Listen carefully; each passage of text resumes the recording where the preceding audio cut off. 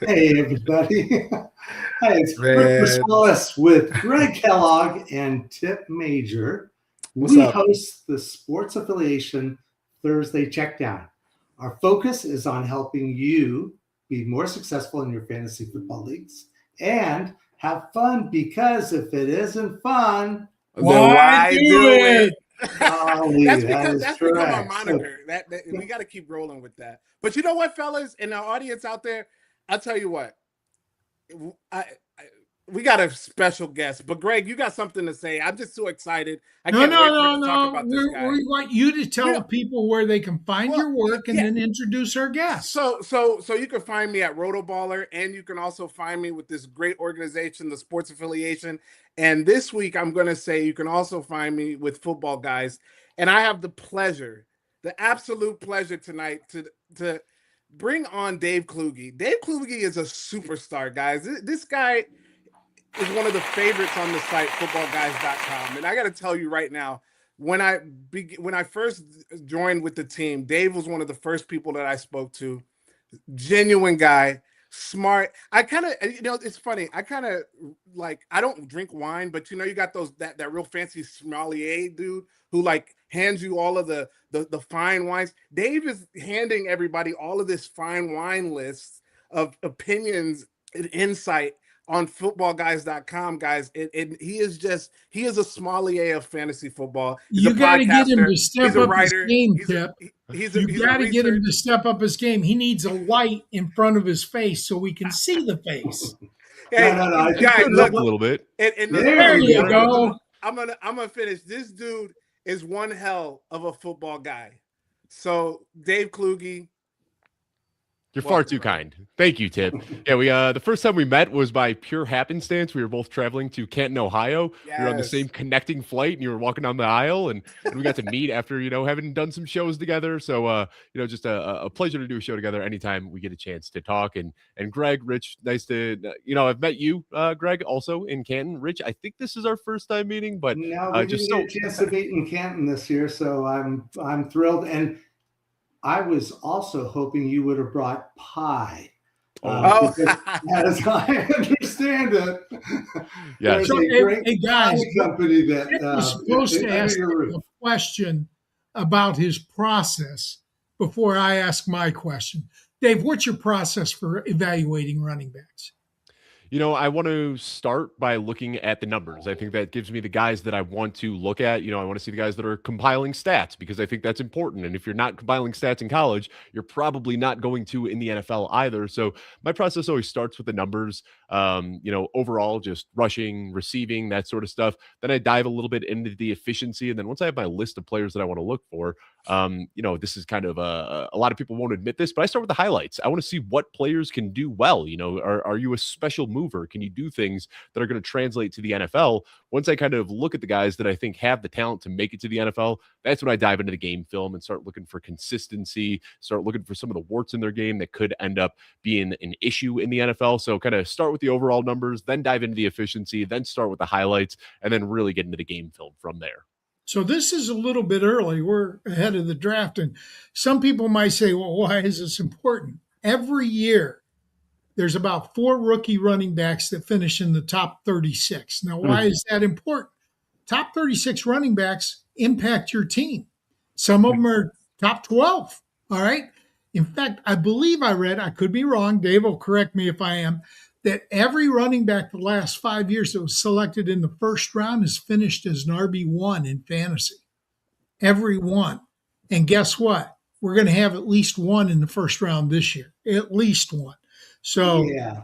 Actually, before we get into, because I'm really excited about the the individual player discussions that we're going to be having, but just in general, how is this particular running back class compared to last year's, which was thought of as being a pretty good one? And what do you see the strength of this running back class to, say, the wide receivers, which we've been hearing a lot of excitement about some of the wide receivers?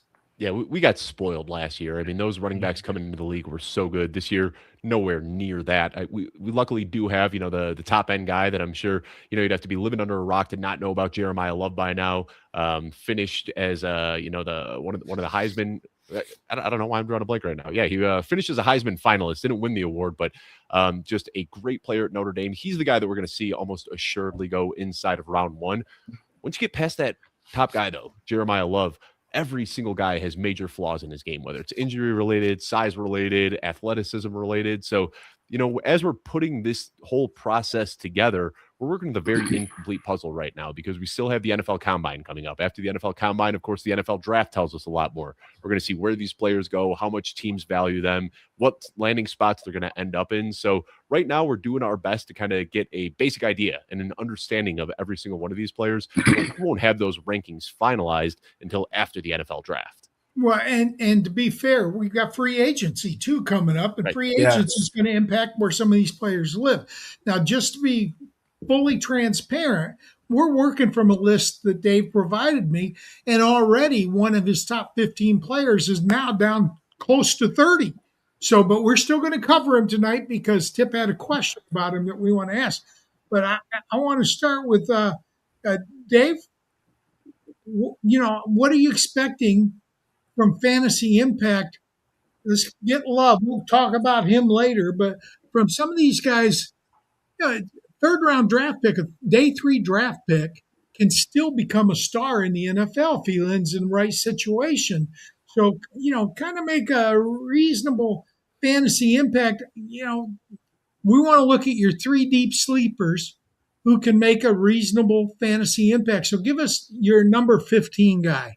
So the first guy that we'll talk about here, and you talk about it, like day 3 guys can make an impact. We saw it just last year. Cam Scadaboo was giving us RB1 production. Bayshall Turton had his time to shine. Kyle Monungai ended up coming on strong at the end of the year. So we do see day 3 running backs. If there's one position that you want to bet on that's going to hit as a day 3 player, quarterbacks almost never happen. Wide receivers almost never happen. Tight ends, running backs are the guys that can get drafted on day 3 and still be impactful. But there was one guy that I liked out of North Dakota State. His name's Barika Kapinu, and I was pretty excited watching him because he's got just good contact balance. He's got some breakaway speed as well. Unfortunately, though, he didn't get an invite to the NFL Combine, and that is basically a death knell for running backs. Now, I do want to say that there have been guys that have overcome this. Just last year, Corey Krosky-Merritt was a guy that we ranked very high in version 1 of our football guys draft guide.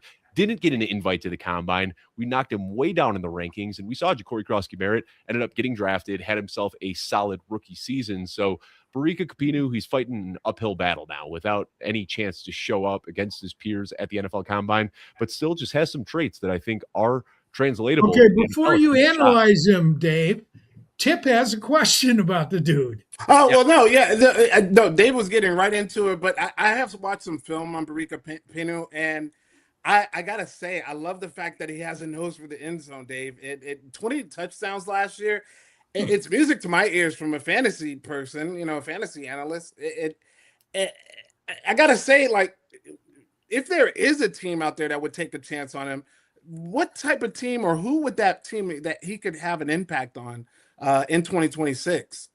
San Francisco 49ers are the team that really jump out to me. He doesn't have a lot of lateral quickness. Like, he is a one-cut, get-downhill runner. I compared him to Alexander Madison. He's just kind of got that hammer playing style. And when you look at the running backs that the San Francisco 49ers have typically gone after, they want those one-cut runners that can get out wide in his own scheme. So I think the 49ers would be good. I also like the Miami Dolphins prior to Mike McDaniel leaving. We don't know exactly what that offense is going to look like without him, but I think the 49ers are a team that we see regularly going to the well on day 3 and with these undrafted free agents and finding success there, like we just saw with Jordan Mason. We're hearing some good word about Jordan James now as well. So I think if there's one team that Kapinu really could end up being good with, it could be the San Francisco 49ers. And Dave, how much of an impact does the school play in this? He didn't get the invite, but he's also from North Dakota State, which is not one of the big schools when it comes to especially running backs. You think that that's going to also lessen the chances that he makes it into this year's draft?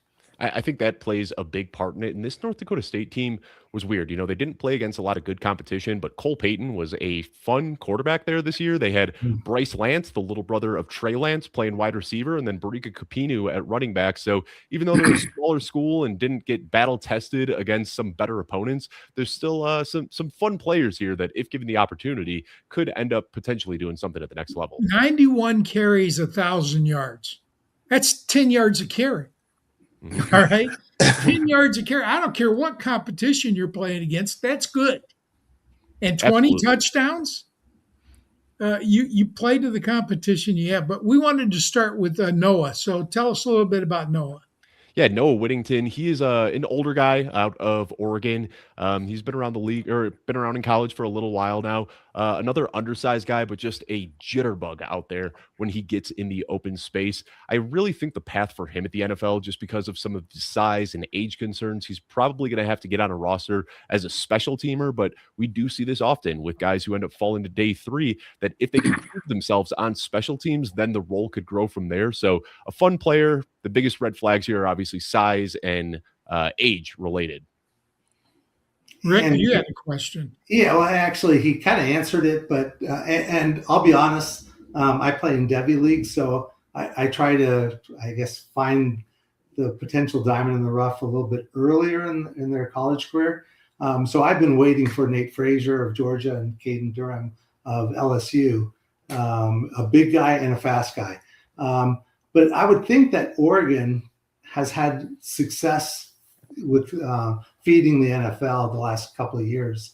And so I'm guessing he would be a little bit more apt to get some draft consideration just from the fact that he's coming from the Oregon program. Yeah, and we saw, LaMichael James nearly a decade ago didn't really live up to his draft stock. And since then, there's kind of been this idea around Oregon running backs, but we've seen plenty of other running backs since then come out and be productive. So yeah, like I said, size and age are the big red flags here, but I think this is a guy who will end up getting drafted probably round 6 or round 7. But what he does on special teams alone should help him find a role in the NFL. Okay, well, the next guy I have a question about, and that's Jamari Taylor out of Virginia. Taylor was a kid. He's improved every year he's played, to be honest. And yeah, but it's a big jump to the NFL. Do you see him as a third down back or potentially every down back? And, I love that you talk about that he improved every single year he was in. This kid was just written off after his high school career. He was a 0-star recruit. He had to start his collegiate journey in JUCO. And for me, that just shows resilience. And that's something that I want to see for these guys. We see it all the time. The 5-star recruit with the silver spoon in his mouth, and then he face plants in the NFL. Jabari Taylor, a 0-star recruit, carved his way on special teams in JUCO, and then eventually ended up leading a backfield at Virginia last year. So when I see that just steady improvement, it shows resilience. It shows moxie that I really want to pay attention to. Again, I think some of the concerns here, a little bit older. He's probably not going to test very well at the NFL Combine, but just such an easy player to root for because of his path through college. Now, that sounds great. But, Rick, you have the next player, and we're getting into the top 12, which is important to us. Robert Henry. And, first of all, love the fact that another Roadrunner is getting a mention, and the fact that one of the great names of football, Sincere McCormick, went to UTSA and wasn't drafted, but got into the Las Vegas Raiders a couple of years ago. What I understand about Robert Henry is he's explosive, especially between the tackles. But can you tell us a little bit more about this back? Again, a small school. Many people probably haven't heard of him. Yeah, and this was another one coming out of college, didn't get a lot of recruiting buzz, which is pretty crazy. He rushed for over 7,000 yards and 99 touchdowns when he was in high school. And again, had to go through the small school at UTSA. What we do in our rookie guide, footballguys.com/rookie guide, if you want to check it out, it's 100% free. We've got a ton of information here, but we give a range of outcomes. And I gave Robert Henry one of the widest potential range of outcomes of any player here. His floor is that he's a practice squad player, and I gave him a ceiling as high as a Pro Bowl player. It's really tough trying to project these guys going from a small school to the NFL because that jump is huge. But he is a good athlete, just consistently ripping off big play after big play after big play. In each of his first 3 games last year, he had a rush of 74 or more yards in 3 consecutive games to start the season. So again, we have some questions about the competition level here, but my goodness, is he a playmaker? And I think that alone is going to help him get some buzz going into the NFL draft. And you don't get 75 yards without having speed. But number 11 is Tipp's guy. Tip, Yeah, Le'Veon Moss, and I love that name. Look, I love Le'Veon Bell from back in the day. I love Randy Moss. I even love Santana Moss. So those 2 names right there, just when you infuse those together, you get a guy in Moss, Dave, who has some juice. He's got some power. However, he has an upright running style, and that kind of makes me nervous. And then I go back and I look at some of his past information about his injury history, and that in of itself makes me nervous. So what is another hurdle that you think Moss was going to have to overcome going into the NFL? The injuries are it. And you noted the injuries. I think that's the biggest thing that we're going to have to watch out for here. This is another player, like I talked about with Robert Henry, that I have a very vast range of outcomes for because the upside for Le'Veon Moss is just so high. You talk about that upright running style, Tip, and I'm glad you talked about that because when I do my player comps, I try to look at stylistic comps, like who does this guy look like? And when he's healthy, it's a lofty comp, and I hate to throw it out there, reminds me so much of Dalvin Cook. He is just a blazing runner, and he's kind of got that gliding ability. Doesn't have the most lateral quickness, but just his ability to bend without losing a step while still going full speed. So this guy has dealt with a ton of injuries, and that has really made him a pretty tough evaluation. But the upside here is so high. So again, Greg, I sent these rankings to you about a week and a half ago, I want to say. Since then, I'm constantly tweaking and moving things around. I've been steadily moving Le'Veon Moss up. I've got him right now actually as my RB8, and wouldn't surprise me if he ends up testing well at the combine, if he could even move higher than that. And that's an excellent point, guys. We're doing this early for a couple reasons. One, to see how many players we can get in our hour. I'm going to ask Dave to come back on just before the draft with his final rankings and redo this. We may discuss different things because once you've already given us your analysis, some of it will change, but most of it will be similar. But I want to thank Dave for coming early. And our next guy is Rick's guy. No, Desmond actually, Reed, that's I you, believe. Greg. I'm pretty sure that you have Damon Claiborne. Oh, I'm sorry. Yeah, I thought Desmond Reed was up next. Yeah, Desmond Reed was the running back next running back. I've got him after Damon Claiborne. Sorry. Well, we could talk about Damon Claiborne too. He's Sure. another fun player. I mean, we could talk about all of these guys. There's so much to discuss. So, Rick, what's your question? Well, and again, I used to ride with the wife of Nick Tabaka, who is the offensive line coach for Wake Forest. So I tend to look for and root for the Demon Deacons. He looks fast, agile, and creative, has good hands. So I really love this pick. Why don't you tell us a little bit more about him and where you might see him in a good fit on a team? Yeah, he is a super twitched up player. When he gets the ball in his hands, he is just bouncing all over the place. He's a fun guy to watch for sure. I think some of the concerns here, a little bit undersized. He's not the best blocker. And he's one of those guys where, he was a 3-down back in college, but being undersized, it's tough at 5'9" to step into a 3-down role in the NFL. So the problem right now is that he's not a good blocker. And in order to be a 3rd down back in the NFL, you need to be a good blocker. So I think that he could potentially carve out a role as somebody who comes in strictly to run routes and catch the ball and get him in open space and allow him to create there. But this is a guy that I like quite a bit. Like, you watch his film, but I do have some questions about how his skill set and size is going to translate to the next level. Well, you talk about size. My guy is tiny. I got Desmond Reed, 175 pounds. Now, I saw work done. All right. I saw work done pick up a blitzing linebacker that was flying, and Dunn stoned him. All right. Dunn was about 180 pounds. He wasn't a big guy either. And I actually, in the press conference, I asked, I think at the time his coach was Ditka. No, who wasn't. But I asked his coach, I recalled the play, and I said, does it surprise you that a guy that small can pick up a blitzer that big and that fast and do such a good job? And his answer was, nothing work done ever surprises me anymore. So I'm going to ask you about Reed. Can he be a work done type player, or is he more of a specialist punt returner guy? I think that's going to be his path to getting into the NFL is through special teams. My player comp for him, this was one of the easiest ones that I had, was Tariq Cohen. Like when you watch him play, just such similar styles here. And Rick, I know you said that you play Devy, so you're probably familiar with Desmond Reed. In 2024, he had himself a huge year. He was 15th in the NCAA in all-purpose yards, but then he dealt with injuries all of the 2025 season. So we see this often where these guys have these early breakouts and then they get injured and people just kind of forget about them. So this is a guy that I have, after watching what he did in 2024, I'm holding on to a lot of excitement here. I do think he's a guy who needs to get schemed up some touches. You're not going to see Desmond Reed starting the game and getting to carry between the tackles on first down. But I think that just the big play upside, the pass catching abilities, what he can do on special teams, that's going to help him earn a role. And he's got the skill set that we want to see in fantasy football. Yeah, but that number that I see, 175. Is he a guy that you would take a late round flyer on in a fantasy league, or is he purely a Devy league type player? I would take a late round flyer on him. And the NFL has changed so much, right? Like Desmond Reed, 175 pounds, probably wouldn't have even been on NFL radars if we're talking 10 years ago. But now, the way that we're spreading things out a little bit, we're creating and giving opportunities for guys to get in space and win one-on-one matchups. I do have faith in his ability to do that.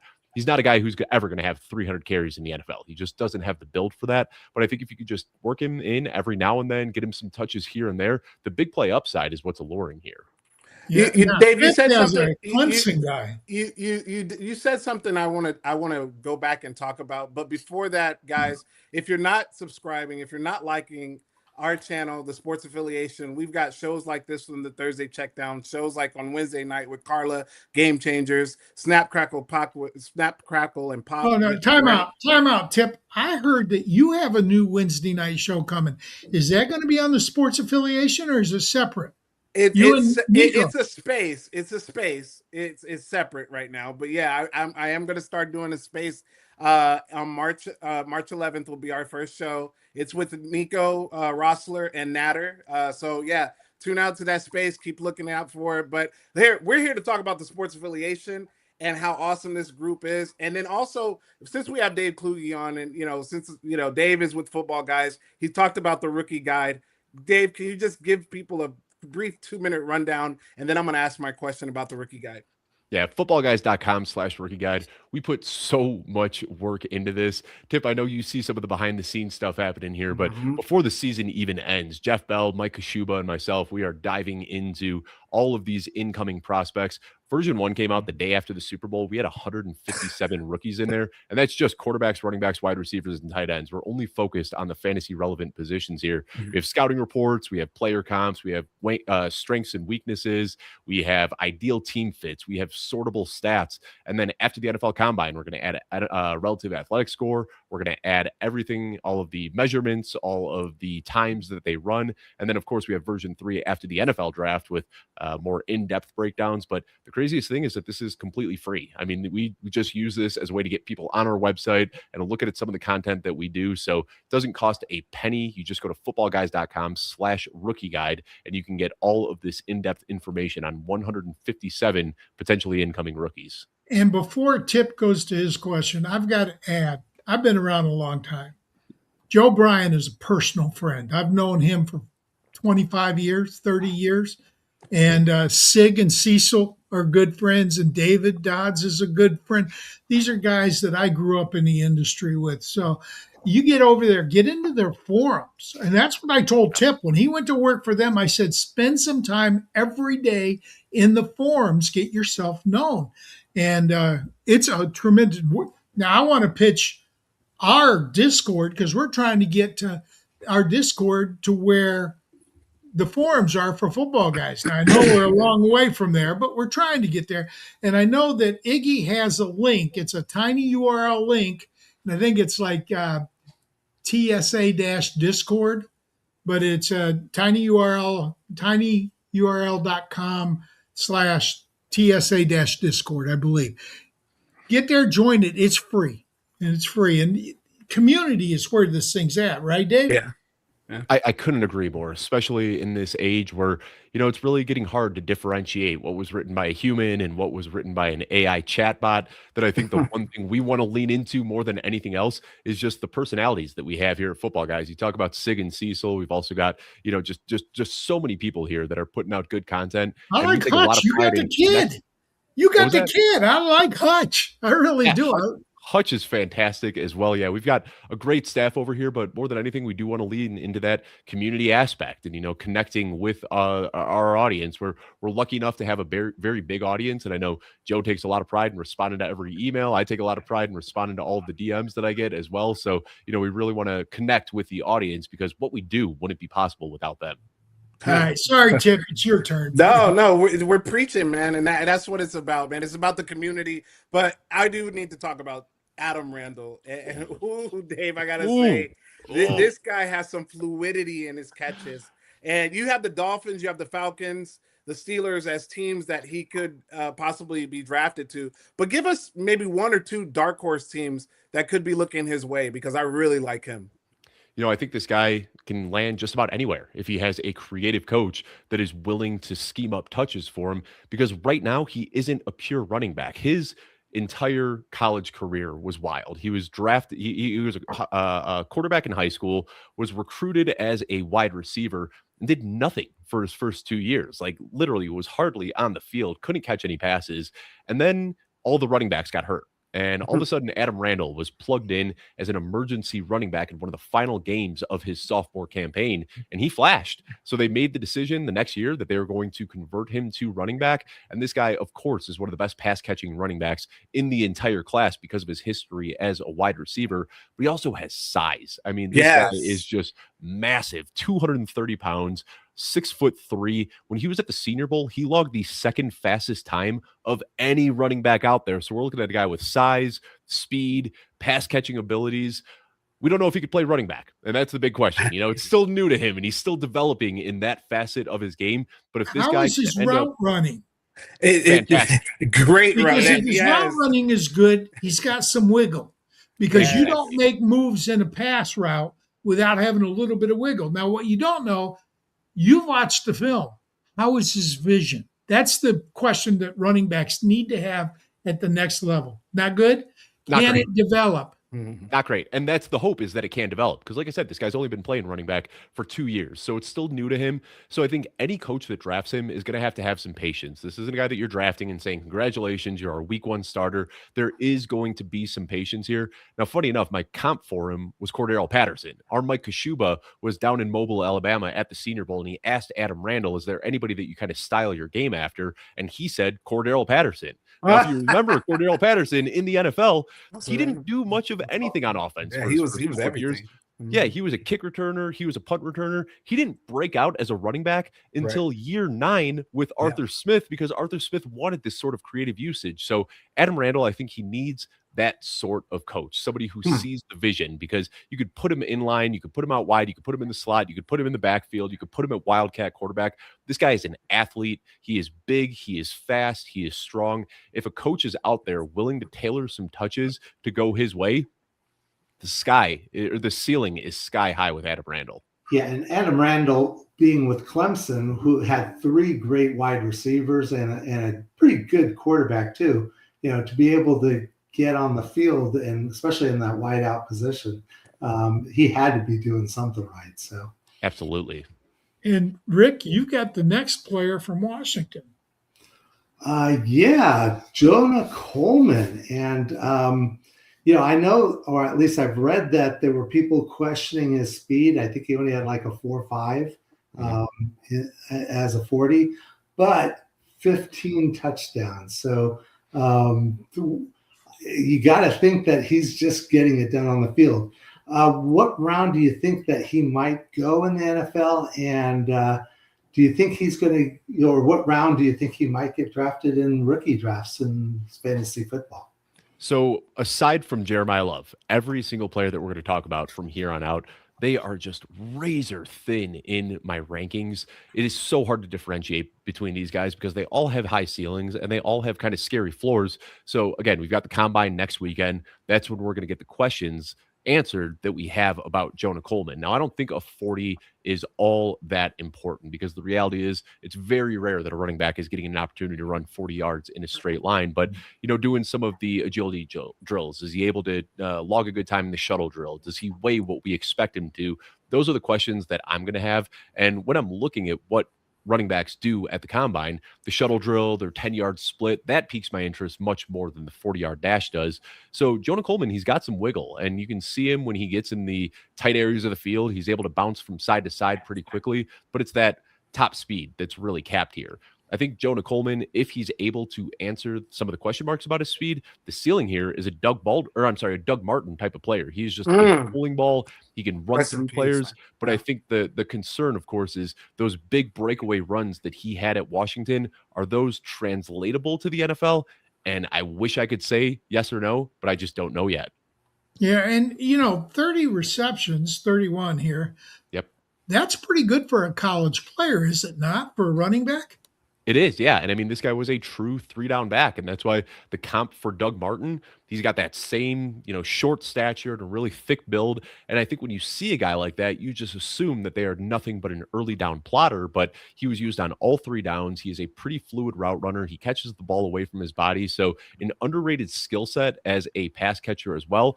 But if he comes out here in Indy and runs a 4.7, which is definitely within the range of outcomes, then all of a sudden he's fallen around 6 or 7 in the NFL draft. Yeah, but he's still drafted. That gives him a chance to play. And some people do better in actual field play than they do in the exercise of the combine or the workouts and things like that. Absolutely. The guy I got to talk about, and I hate mentioning his name because I'm a huge Barry Sanders fan, and my nemesis was Emmitt Smith.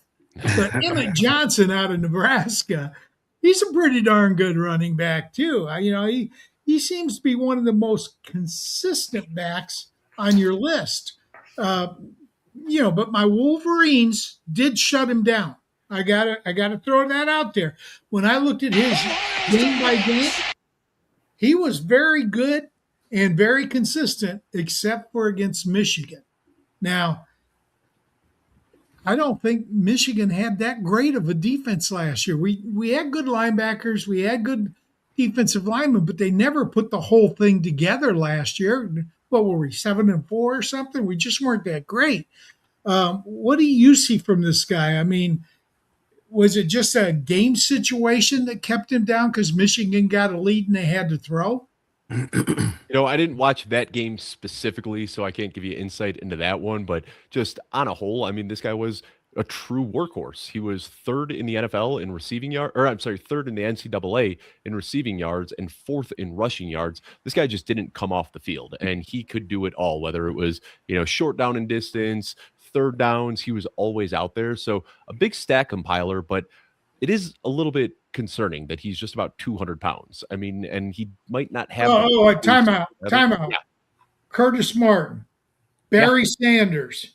All right. I can name you probably 6 running backs that were less than 210 and about 5'9", 5'8" to 5'10", and 205. Jahmyr Gibbs. Jahmyr Gibbs is another one that comes to mind. Well, but all of those guys, Greg, had game-breaking speed. And I don't know if Barry really didn't. He really didn't have game-breaking speed. He just jitterbugged. He was very quick. He just didn't have the straight line speed. And I worry that Emmitt Johnson just doesn't have that same skill set. He doesn't have that lateral quickness, the Barry Sanders, Jahmyr Gibbs. But he's got to have the vision if he's getting that kind of yards in the Big Ten, doesn't he? He does. He has very good vision. He is a very decisive runner. When he sees a hole, he is going to explode through it. So my comp for him was another guy who I don't think had the craziest wiggle, didn't have the craziest long speed, was a little bit undersized, but still found a successful pass in the NFL. And it was Ahmad Bradshaw. And I think that there's a lot of Ahmad Bradshaw in Emmitt Johnson's game. And we know he's a guy who, he was fast, but he wasn't Jahmyr Gibbs fast, but, just being decisive, having the good contact balance, it kept him around in the league for a long time. And I could see Emmitt Johnson following a similar path. Do you see him as a one-cut back? And if so, what offensive system lends itself to one cut and go type running game? Again, San Francisco, which I mentioned, anything that's kind of under that Shanahanian tree, but the Minnesota Vikings were the one that jumped out to me.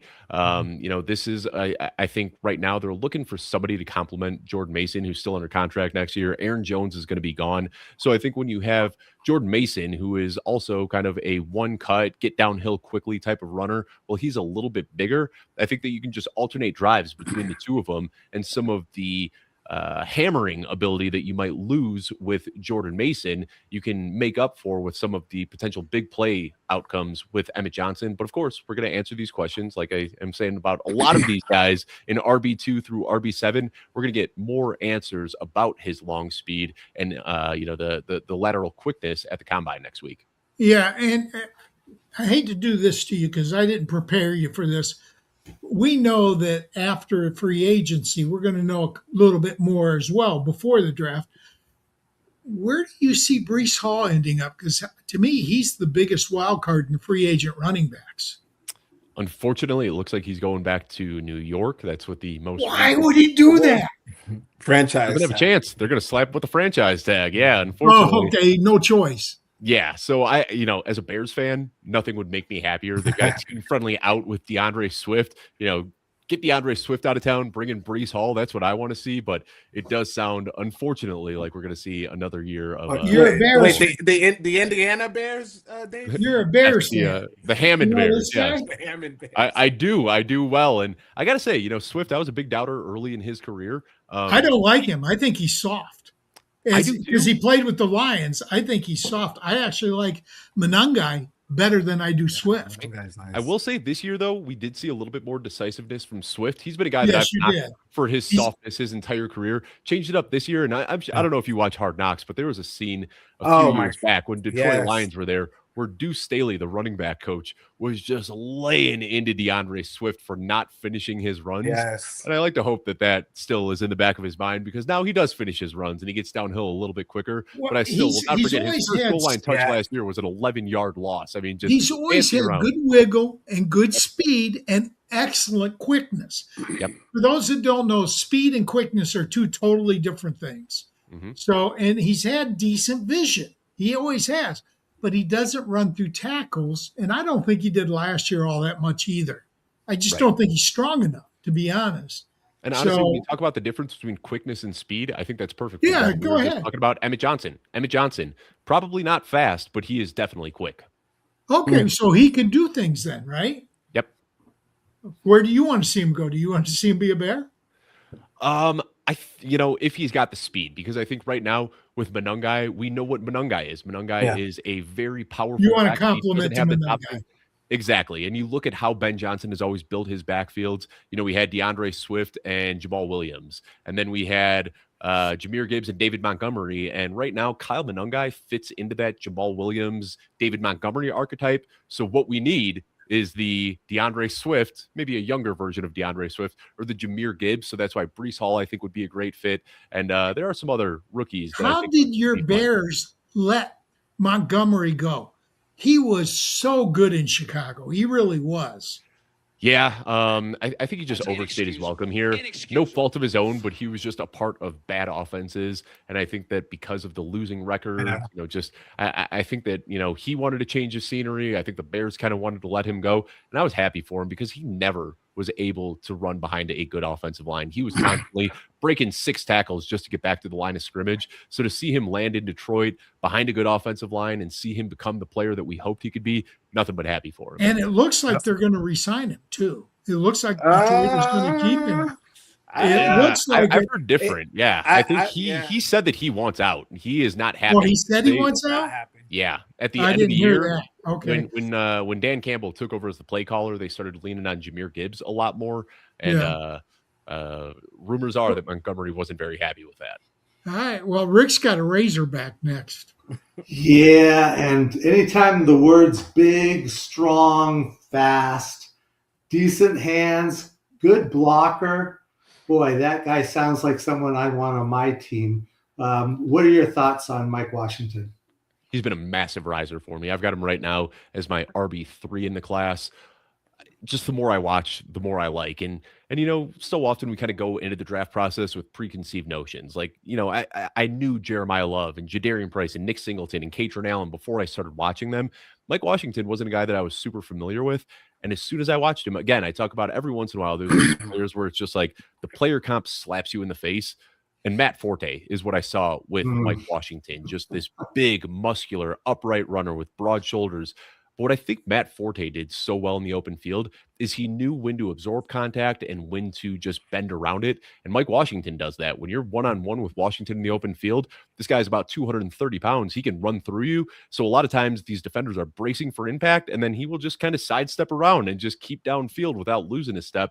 So this is the guy, you know, I talked about Adam Randall being the second fastest guy at the Senior Bowl. Mike Washington was the fastest, and he did that at 6 foot, 228 pounds. So another big, strong guy, very underrated pass catcher as well. How They would fast just was he? spam. I don't remember off the top of my head. I want to say it was right around 20 miles an hour, and I don't have it Well, off was the it top of my sub head. 4.4? So what they do in the Senior Bowl is they have the chips in the shoulder pads. So they'll give you the miles per hour, but they don't actually run the 40 time. But we'll get that answer next week. And my guess is that he comes out there. If he runs a faster 40 time than anybody out there, it wouldn't surprise me one bit. But you know, he's got the power, he's got the finesse, he's got the speed, the quickness, everything you want to see, but also a very underrated pass catcher as well. You know, Taylon Green at Arkansas was a very inconsistent quarterback, but when he'd put it on him, Mike Washington was regularly catching the ball deep downfield. He can run routes. He's got soft hands. This is a guy that the more I watch, the more I just get warmer and warmer on him. And our Jeff Bell, who does a huge part of this rookie guide as well, he actually has Mike Washington as his RB2 in this class behind Jeremiah Love. Just the upside is so high with Mike Washington. He had 147 against A&M, and again, he's running in the SEC. He's doing it, and see now I'm looking forward to seeing him in the NFL. My number 2 is the guy Tipp's going to ask you about next out of Penn State. Nicholas Singleton, and damn, dude squat 665 pounds, guys. That was, I think it was some sort of record. But Dave, I got a 2-part question for you. I know you like to hit the weights too. I remember we were at the Football Guys retreat, and I caught you in the gym. And so, what's your max squat, bro? I try not to go over 315 these days just because it hurts my back. But I was just at the gym right before we recorded this, and I was doing a 520 on the hack squat. Hey, look at you, man. Oh my God. Okay, I do have a serious question though. You talk about you talk about in the article, or excuse me, in the rookie guide, a lot of these players are having contact balance. We just talked about Emmett Johnson. We just talked about or we're going to talk about Katron Allen as well. Like talk about how important contact balance has become. You think of players like Alvin Kamara, you think of players like Bijan Robinson. These guys seem to never fall. Even when they get tripped up, they seem to find their way. So talk a little bit about how important contact balance has become for these running backs. Well, it's an innate skill. I don't think you can learn contact balance. It's one of those things that you just have from the time that you're a little kid playing around in the playground. And like, that's what separates, good athletes from elite athletes. You could spend all the time you want in the gym, getting stronger and getting faster, but that contact balance, it's just something that you're born with. It's like, you've got this gyroscope in your head that either works or it doesn't. And Nick Singleton definitely has that contact balance, as do most of the guys that are inside my top 10, because that's what makes them good players. Now, Nick Singleton is a Devy darling. And I know, Rick, you said that you have played Devy. You are very familiar with Nick Singleton, I'm sure. Oh, yeah. In fact, he was, I think, thought more highly last year than this year, right? Exactly. And that's kind of the fear here is this guy was a 5-star recruit coming out of high school. He was one of the top running backs in the nation and looked really good through his first couple of years. Leaves Penn State as their all-time leading rushing scorer. But there's 2 things that I can't help but ignore. One, we saw last year, Drew Aller went down with that injury, and it just really screwed up the entire Penn State offense. So when defenses knew there wasn't as much of a threat of a passing attack, they started loading the box, 8, 9 players in the box on almost every single play. And the Penn State coaching staff decided to lean on Katron Allen, who had his most productive and most efficient season. So when things were going good in Penn State and they were scoring and they were able to get him out in space, he was able to make these big plays. But when things kind of caved in and he was forced to face loaded boxes, we saw him not getting as many touches and being less efficient with them. The other red flag here is that he broke his foot at the Senior Bowl. Now, that doesn't mean that, he can't recover from a broken foot, but given the time of the injury, Nick Singleton potentially isn't going to be ready for training camp. And we see it all the time. Rookies missing training camp is so hard to overcome. Even Jackson Smith-Njigba, who we know one of the best wide receivers in the NFL, he had that broken wrist throughout his rookie training camp and didn't do much his rookie season. So I think if you're drafting Nick Singleton, you have to be okay looking at 2026 as a potential zero. Now, there's a lot to like about him long term, but the broken foot, the fall off in efficiency last year, those are things that I don't hear a lot of people talking about that raise some concerns for me. So Greg mentioned the squat record, and whose record did he break, Greg? I don't know. Oh no, Saquon. Yeah. Saquon. He broke Saquon Barkley's 665. squat record and his rushing touchdown record. And Yeah, broke his rushing record. That's right. I just love his game. I think Nick Singleton has as much potential in this draft as any running back, and that includes Jeremiah Love. I just got to say, I think Singleton's the real deal, and we'll see at the next level.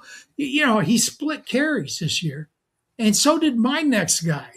My next guy played at Notre Dame, and I don't know where you got him now, but you had him at number 3. You had 2 Notre Dame running backs at 1 and 3 in this draft at one point.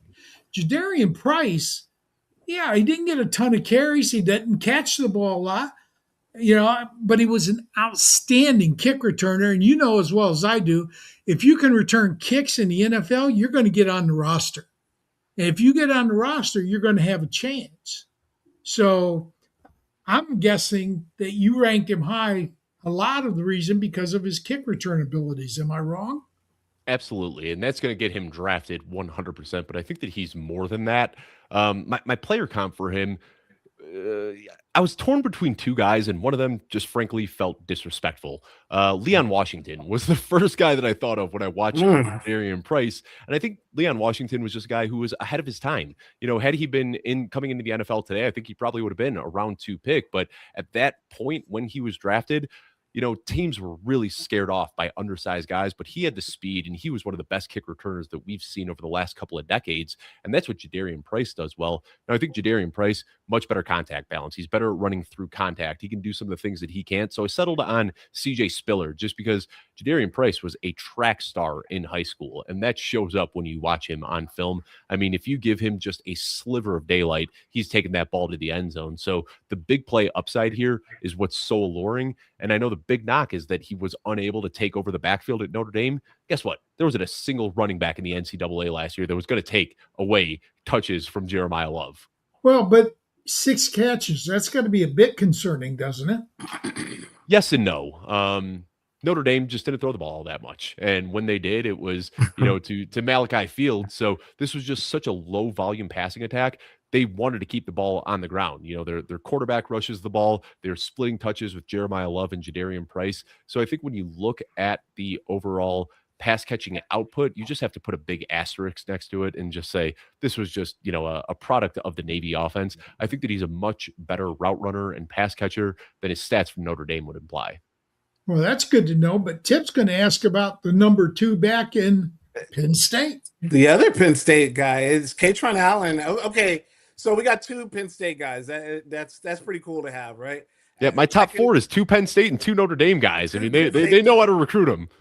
They do. Well, and just so you know, again, Singleton is my number 2 overall. Mm-hmm. Am I way off in that? Not at all. And I tweeted this a couple of days ago, and some people might not understand, so I can give some more nuance to it now. But I said the gap between RB1 and RB2 is bigger than the gap between RB2 and RB7. So all of these guys that we've been talking about recently, Jonah Coleman, Emmett Johnson, Mike Washington Jr., Nick Singleton, Jadarian Price, Katron Allen, any of them could be RB2 in your rankings. Any of them could be RB7. I find myself constantly tweaking and moving these guys around when I find out new information or see something on film that I like or dislike. Right now, the margins between these guys are razor thin. And, I don't ever want anyone to do poorly, but I'm kind of hoping that some of these guys just don't do well at the combine so I could just bump them down my rankings and not have to deal with this headache of a cluster anymore. Will either of these Penn State guys have a Miles Sanders type year, which to me, minus 2022, means kind of a bust. Yeah, I think it's definitely possible. We see it all the time. Guys are drafted high, come into the league, don't do much of anything at all. Sony Michel was a first round draft pick who, aside from one postseason run, didn't do much of anything throughout his career. But what I like about Kate Allen, I kind of alluded to already a little bit when I was talking about Nick Singleton. Last year when the what hit the fan in Penn State, they had to lean on Katron Allen because he is better suited for running against loaded boxes. And he stepped up when they needed him to. He had his most rushing yards of his career, but also the most efficiency of his career. So that to me is just like mind blowing. I mean, this guy averaged 6.2 yards per carry when everybody in the stands and on the field and on the benches knew that he was going to be getting the ball. 6.2 yards per carry going up against loaded boxes is just very, very impressive. Now, I'm totally willing to be wrong on Katron Allen. I've got him as my RB2 right now, but if he comes out and doesn't test well, we obviously can't ignore that. He already showed up to the Senior Bowl, 10 pounds less than his listed weight at Penn State. That was red flag number one. We did get some decent mile per hour data from the Senior Bowl. He was running a little bit above 18 miles per hour, which is more than enough juice to succeed at the NFL level. But, when looking at some of these other guys, Jadarian Price, we talked about Emmett Coleman and Emmett Johnson and Jonah Coleman to answer these questions. I think if Jadarian Price, Mike Washington, Emmett Johnson, Jonah Coleman, they all show out at the NFL Combine, and Katron Allen doesn't, he can move from RB2 all the way down to RB7 in my rankings. And while that might feel very drastic, it's so tight between that tier that it's not as drastic as the numbers would make you feel. Okay, so I stole Tip's question. So, Tip, why don't you take the RB1 question? Oh, Jeremiah Love. Yeah. So Jeremiah Love is widely considered the best running back in college right now. And he's dominated the touches in Notre Dame. But Price was clearly viewed as a home run hitter, or excuse me, clearly viewed as a home run hitter. Do you think he could succeed the rookies in this league this year, Jeremiah Love? Yeah, absolutely. I think he's going to be, when I look at the NFL draft this year, and I'm getting way ahead of myself because we still have to see how the combine shakes out, but we saw how the 2025 NFL season shook out. Like everything we thought was going to happen in the preseason got flipped on its head. The Seahawks won the Super Bowl. The Kansas City Chiefs were out of the playoffs. It was just a wild year. So when you look at this pocket before pick 15, like the top half of round one, where you've got the Washington Commanders, you've got the Cincinnati Bengals, you got the Kansas City Chiefs, you've got the Dallas Cowboys, 4 good offenses that are in need of a running back. So for me, I don't want to get too far ahead of myself, but if Jeremiah Love lands with one of those offenses, it's going to be hard to keep him outside of my top 5 running backs in 2026 redraft rankings. I think this guy is good enough that he is going to have skills that immediately translate to the NFL. And, all of these guys that we've talked about in RB2 through RB7, I've talked about my concerns. I don't really have any concerns with Jeremiah Love. He's got the long speed. He can catch passes. He's got contact balance. When he needs to lower his shoulder and run through a defender, he can do that. We saw that touchdown against Penn State that went viral where he broke like 4 tackles inside the 2-yard line on his way to a touchdown. But he's also got juking ability where he can just leave defenders grasping for air. By the time they realize what happened, he's already 15 yards behind him. This guy is just a supreme talent. I don't really have any questions here. I think he's going to get drafted highly in the first round, and I think he's going to be an immediate contributor in the NFL. I've got a question. Yeah. Like I said earlier, I believe that every running back drafted the last 5 years in the first round has finished as an RB1 as a rookie. I think it's 10 years. I think you can go all the way back to Ezekiel Elliott. Yep. Well, let's go with Genty, Bijan, Jameer, and now Jeremiah Love, because we know he's going in the first round. Where do you rank those 4?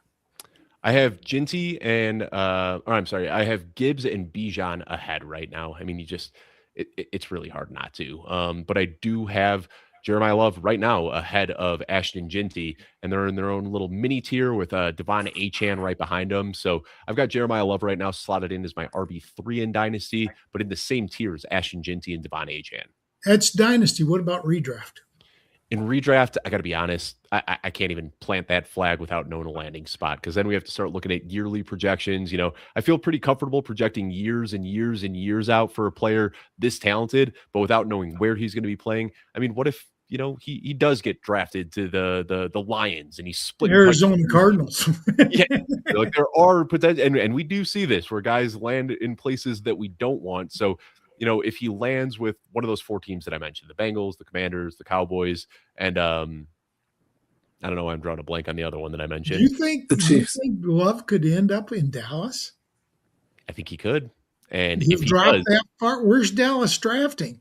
I think they're drafting 14th. That's believe- kind of a long way for him to drop, isn't it?